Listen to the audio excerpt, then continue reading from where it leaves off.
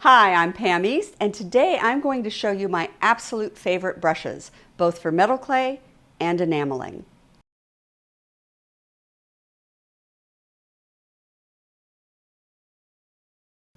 There are two shapes that I use. I like the bright, which is a flat square shape, and I like the round, which should be self-explanatory. And on sizes, the bright number 4 is the biggest one that I use. And this is the brush that I use probably 80% of the time. This is my number 1 favorite brush. And then I do also use the size 2 and the size 1 for various things. But if you were only going to get one of these, get the 4. The rounds also come in various sizes. The largest size I get there is the 2. And, but the one I probably use the most is the 0. So if you're going to get 2 metal clay brushes, get the round 0 and the 4 bright. If you're going to get more, then you might want to get some of these others, the bright number 2, the bright number 1. I would probably get the double 0 before I got the 0, or before I got the 2, I mean. Although this one is really nice for things like slip trailing. I am going to demonstrate how I use some of these brushes.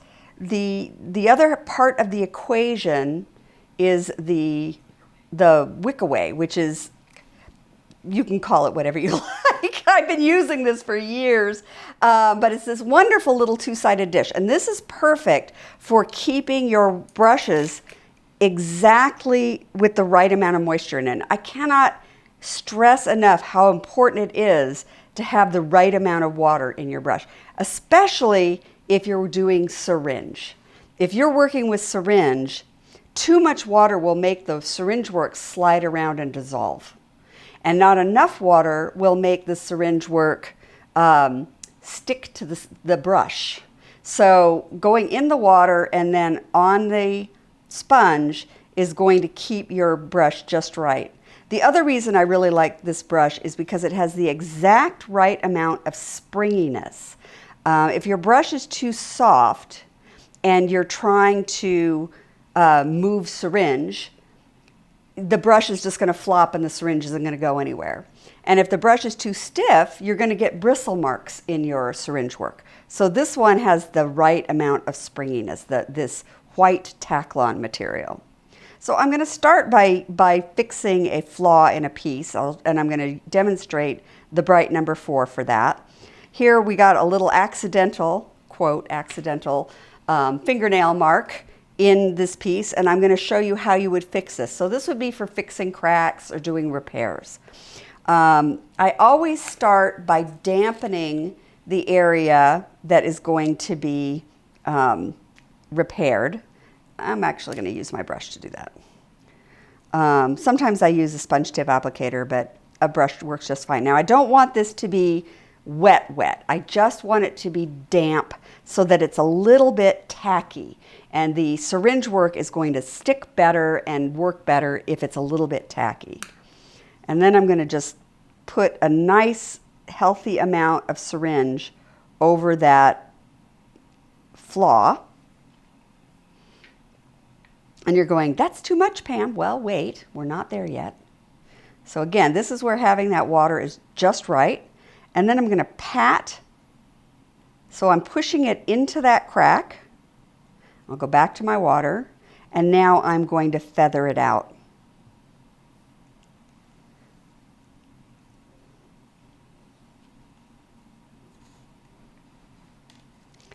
And I can just, with the right amount of water, you can just smooth it away and it's just gone.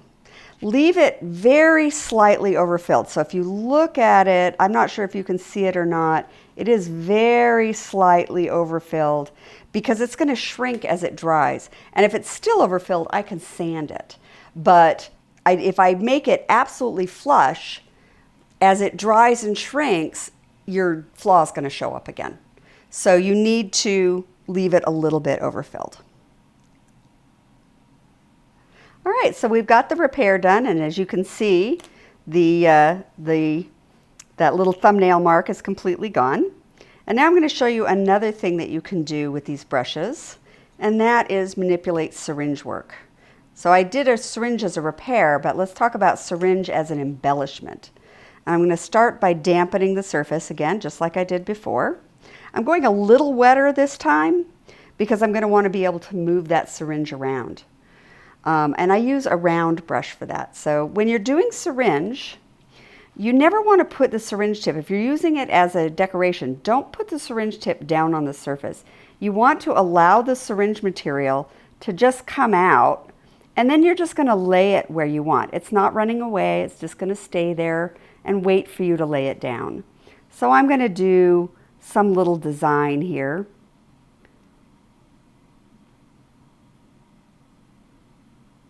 All right, and it's not great, but that's okay. I'm going to fix it. That's what this whole thing is about. I'm going to take the damp brush, and I can move and manipulate the syringe work while it's still wet. And notice that I'm not on top of it. I'm moving it from the side, and I'm using a little water to facilitate moving it. And I can really adjust it, and I can make the shapes a lot more appealing. I can even pick it up and adjust it. This is what I use. This is what I'm doing with my round brush. And you can see how having different sizes would be nice depending upon what you were trying to do. I'm going to try and make the curves a little more elegant. And see how that's a much nicer curl now, just for manipulating it with the brush and the water. Now I'm going to show you my enameling brushes.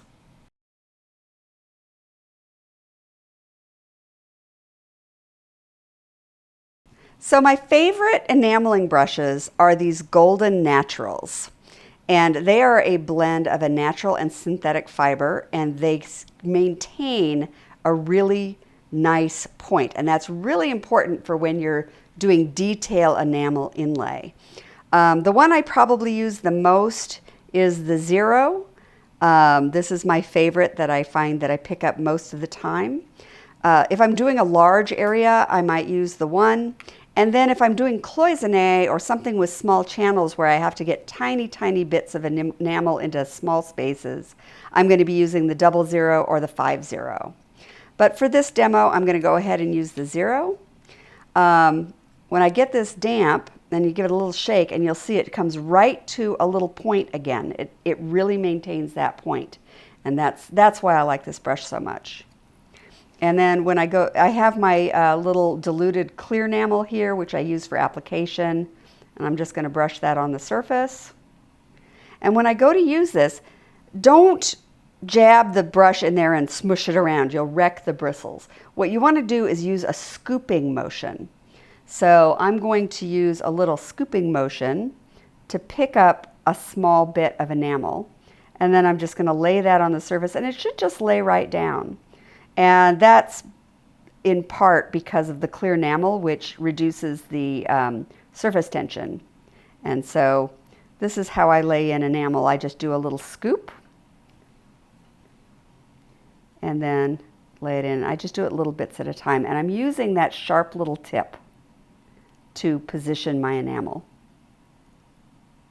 And that's pretty much all there is to it. The only other thing I need to say about these is how to maintain them so that they keep their nice sharp points long term. And what you want to do is you want to keep them trained to a point. You don't want to just let them lay around. First of all, store them up so that the bristles aren't getting hit by anything. They're never stored bristle down. You never put them tip down in water. And when you're done enameling, dry it off. And then I want you to get some clear fire, which is an enamel adhesive.